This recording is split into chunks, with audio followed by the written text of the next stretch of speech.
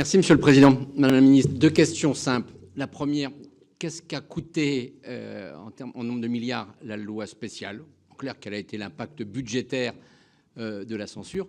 Et deuxième question, en rapport avec la mission dont j'ai la responsabilité ici, la sécurité intérieure. L'an passé, notamment le budget de la gendarmerie a été en grande souffrance au début du 4e trimestre en raison de choses bien connues.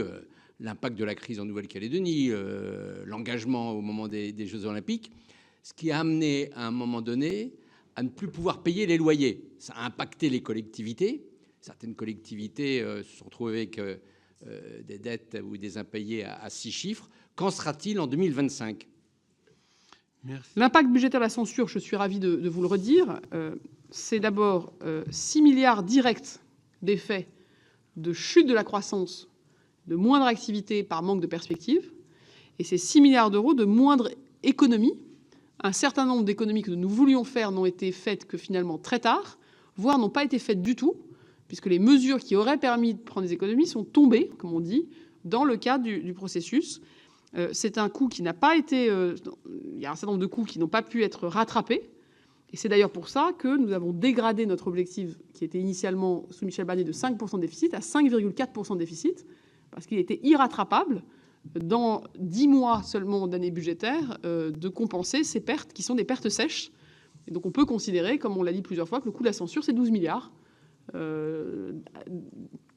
Après, l'incertitude qui a pu être générée, ce que certains disaient d'entre vous sur la nécessité d'avoir des caps et la stabilité, dans un monde d'absence de majorité absolue, est un des éléments qui explique la hausse du taux d'épargne, le moindre investissement. Mais moi, ce que je vous dis là, ce sont des coûts qu'on sait mesurer, c'est les coûts directs. Et je pense que c'est déjà ceux-là qu'on peut mesurer, qui sont déjà très importants. Sur les impayés des loyers et autres, ça fait partie de ce que j'appelle la sincérisation de l'exécution budgétaire.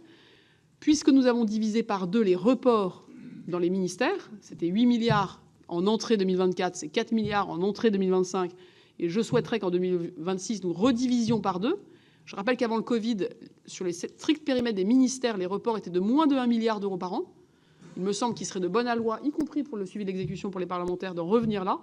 Et donc, une manière de régler cet enjeu de report, c'est que les budgets et les dettes, au fond, soit aux collectivités, les dettes sociales, les dettes fiscales, soient payées par tous en temps et en heure. Je fais une incise, nous avons aussi beaucoup de dettes hospitalières vis-à-vis des URSSAF et des impôts. Tout cela n'est pas très sérieux et c'est ce que nous essayons de rappeler à tous, c'est que la première chose, c'est qu'on doit payer ces factures à temps, en particulier quand on les doit à d'autres acteurs publics. Et donc, nous pilotons cela très précisément.